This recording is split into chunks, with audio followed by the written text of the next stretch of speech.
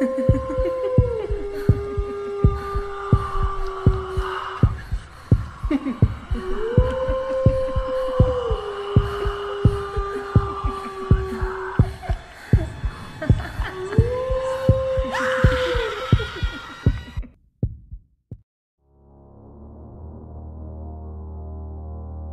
hello, my lovely lilies.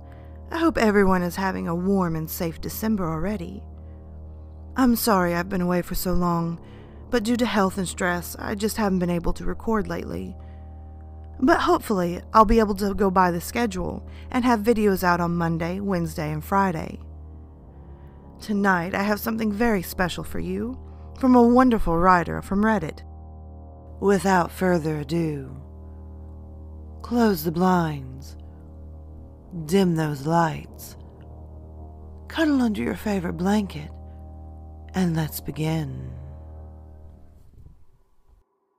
My Christmas presents were rotting. I did all the Christmas stuff pretty early this year. It's not even the first week of December, and I already have everyone's gift all wrapped up.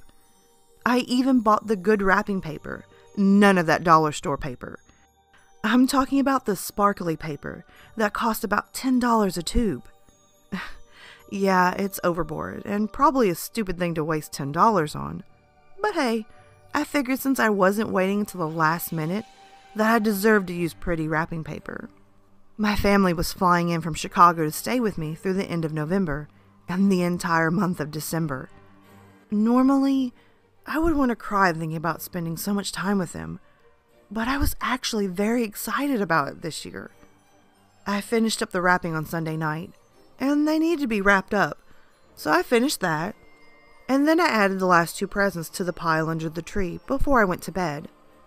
On Monday morning, I got a text from my sister saying that they weren't able to catch their flight because our dad had gotten food poisoning, so they were going to arrive a few days later than they anticipated. I told her it was fine. In fact, I was kind of glad to hear that they were going to be getting here a little later than they thought, because I wasn't done setting up the 2 guest rooms yet, and I really didn't want to hear my mom complain about the beds not being done correctly. So I spent Monday afternoon making sure that everything was perfect. I was finally finished. I had dusted every shelf, wiped down every mirror and window, I vacuumed every rug, organized all my books, and even bought new shower curtains.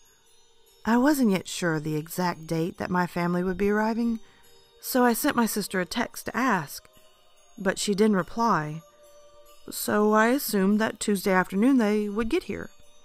Tuesday morning, I was awoken by a particular smell coming from downstairs. I woke up and made my way down into the kitchen, thinking that maybe I had forgotten to throw away the bag of old food that I had cleaned out of my refrigerator. But it was gone. I had taken it out the night before, so what was the smell? It was everywhere, in the kitchen, the pantry, the laundry room, the halls, the living room. It was the strongest in the living room. As I walked into the room, I gagged. It was awful and unlike anything that I had ever smelled before.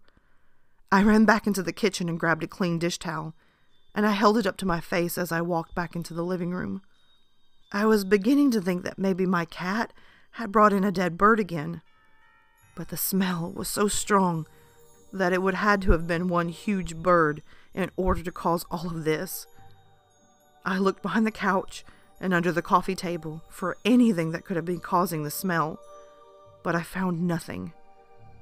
And then I noticed the Christmas presents.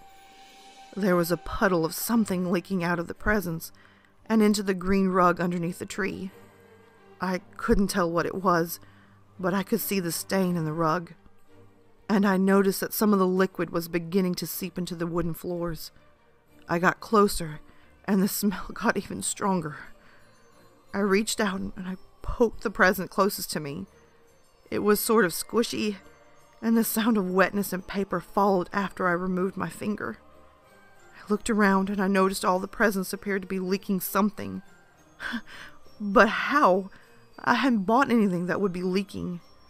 There was a necklace for my mom, a collection of Stephen King books for my sister, a watch for my dad, shoes for my sister's fiancée Carla, and a watch for my boyfriend, a sweater for my friend Samantha.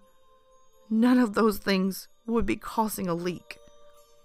I started to inspect the tree for things now.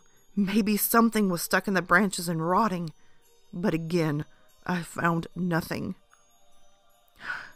I crouched back down and grabbed one of the presents, pulling it onto the wooden floors in order to take a better look. I noticed that the present was very poorly wrapped. In fact, it looked like every single present had been wrapped by a 4-year-old. I had definitely not done this. The presents had obviously been stolen and replaced with other items, but by whom and when? I had been home this entire week, and I would have noticed an intruder. I carefully peeled back a bit of the wrapping paper on the present in front of me, which was a lopsided cylinder-shaped item. And I threw up when I saw what it was. I'm at a friend's house now. The police came and sealed off the entire house to search for evidence. It has become a crime scene. Every single present contained a body part from one of my family members and Carla.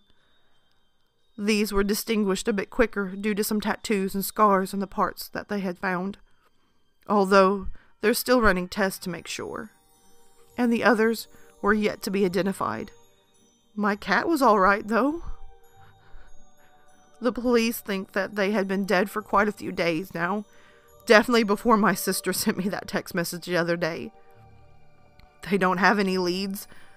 The only thing that the intruder left was a picture of me sleeping, which included a gloved hand holding up my phone. The date on my phone was November 25th, which the police think is the day that the presents were replaced. On the back of the picture, it said, "Merry Christmas," in blood.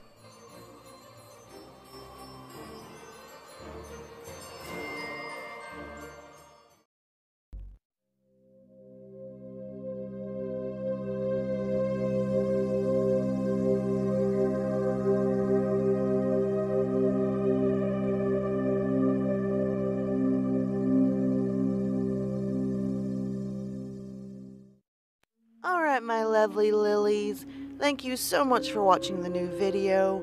If you can, hit that subscribe and like button, comment below and tell me your thoughts.